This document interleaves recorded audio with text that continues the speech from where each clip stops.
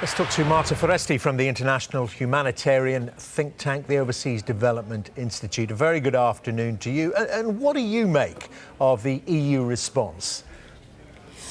The EU response has been clearly changing in the last week or so, also as a result of the images that we all saw on our screens in the last few days. Obviously, the response has been extraordinary in Germany.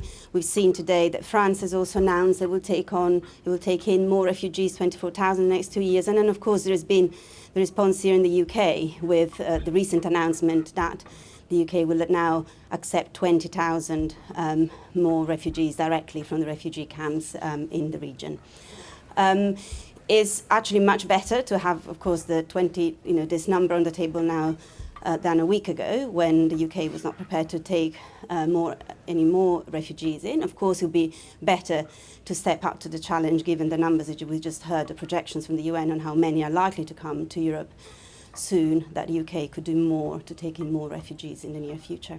Well, let me press you on that, because, yes, we've seen the numbers being mentioned, many hundreds of thousands. We have no real idea, do we? Does, from the UK's point of view and its contribution, does 20,000 seem like enough? What do you think it should be? Well, 20,000 is better than what we had a week ago, which is only a few. We've heard that Germany, as of today, said they think that they can take in up to 500,000. So surely there could be more that could be taken in. But perhaps the issue here is not just on numbers, it's also the fact that the UK at the moment is not engaging with European partners on how to collectively resolve this crisis.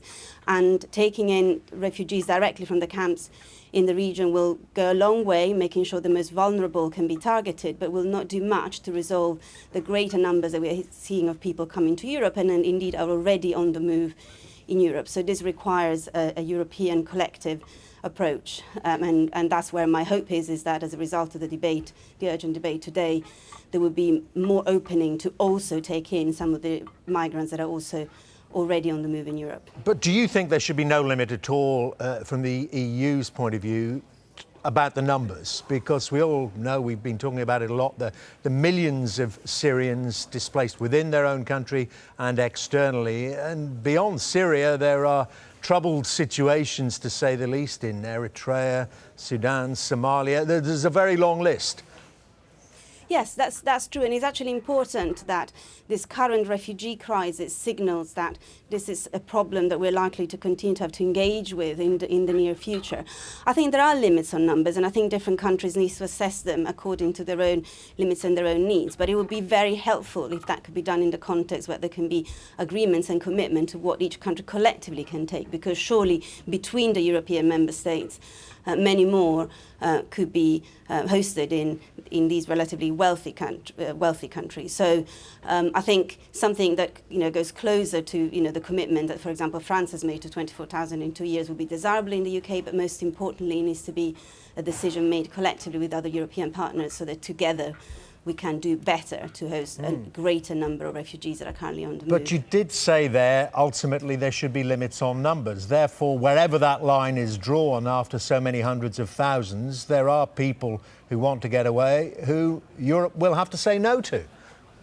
Yes, and there are parameters to say no to, and there are priorities that need to be given to refugees who are protected by international law. There are some of the people on the move are more vulnerable than others. From that perspective, Cameron's proposition to go and target some of the most vulnerable in the camps is definitely positive. So priorities can be made for those who are most at risk, for those who need the most, for those whose life is being threatened. But I think this has revealed to us all that this is something that is likely to continue, and that requires more of long-term solutions, and one that does not put too many caps to begin with on such low numbers, such as the one that we heard from the Prime Minister yesterday.